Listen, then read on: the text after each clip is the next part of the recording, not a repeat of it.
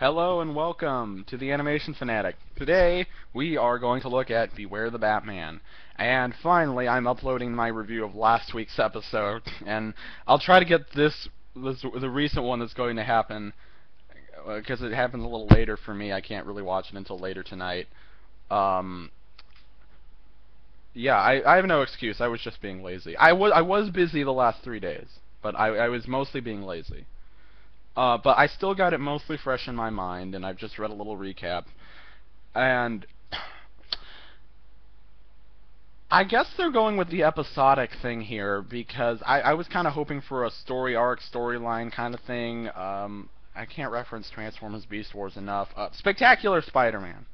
There's 4 story arcs in the first season, if I remember correctly, and they kind of play off of each other, but they're mostly contained. And the series can be a little episodic, but they're all connected, which is cool.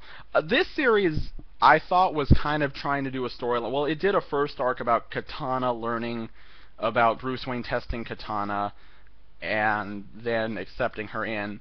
And now I guess we're going into the story arc of them learning how to be a team. And I'm always saying, wasn't Anarchy supposed to be the main villain in this? It seems like they're just going from villain to villain to villain. The main, if any constant villain seems to be the case, it's the League of Assassins. Are they behind all this criminal activity? I don't know. They're obviously behind more than we know, and I know they're coming back again.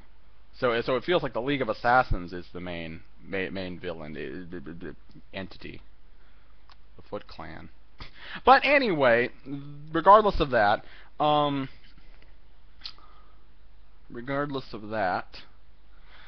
this episode, what was it called? Let me see, I'm sorry.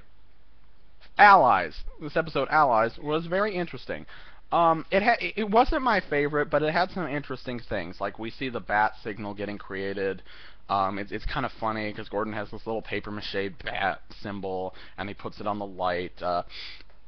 But anyway, let me get down to details. Tobias Whale, if you remember him, is caught by Batman while smuggling arms. Aren't they all caught that way?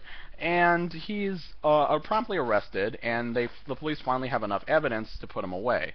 Unfortunately, things don't go quite as planned. Tobias Whale has had Lieutenant Gordon's daughter kidnapped, and is holding her in an area known as the Cauldron. Apparently, this is some sort of depressed industrial park in Gotham that was created thanks to the financial crisis. Self-references, what? But anyway, it's apparently inhabited by a gang of people called the Ghosts, who patrol it and run it pretty much, with the cops having given up on it and sort of just surrounded it and left everyone to their own designs in there. Anyway, it's not a really nice place for anybody to go, unless you're Batman, or Batman's sidekick. Anyway, Batman and Katana head in there trying to look for Barbara Gordon. Well, I'm sorry. Batman heads in there alone, telling Katana to stay behind, as he's not entirely comfortable with working with somebody. This is actually pretty interesting. They touched on this, I remember, in the older movies.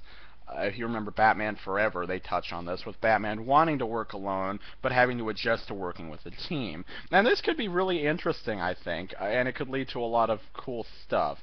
Also, the relationship between Batman and Gordon in here is interesting as well. Gordon still wants to uphold the law and wants to catch Batman, but he realizes that he needs Batman as an ally for various things, be it fighting bad guys or getting his daughter back.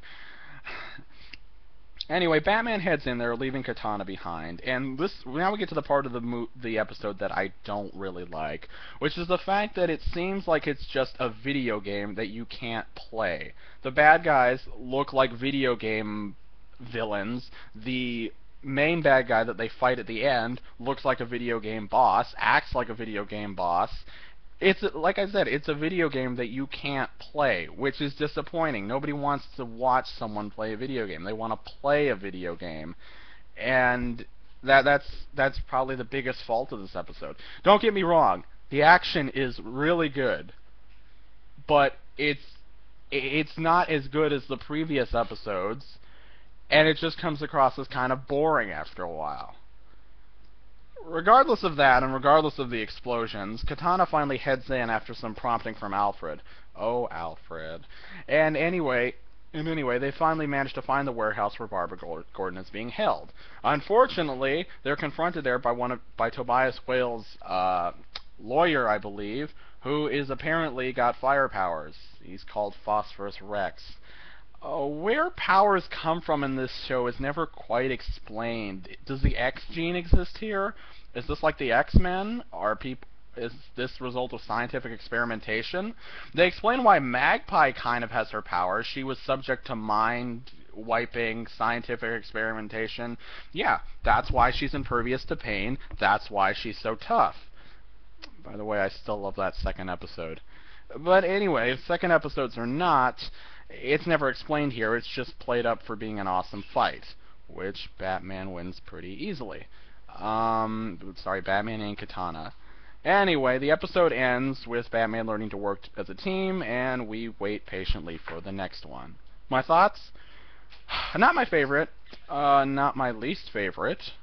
It was just sort of in the middle there. It had interesting things, it had good action, I like the stuff about working as a team. I like it again that they've introduced Barbara Gordon so early here. We'll probably get Batgirl in the second season, if this show can last that long. Without a plot, I don't know if it can, but to be fair, no Batman show has actually ever had a plot. They've just been very episodic. So, it's left to be seen what will happen, and I look forward to tonight's episode, really. I'd say next week, but I've been so late with this.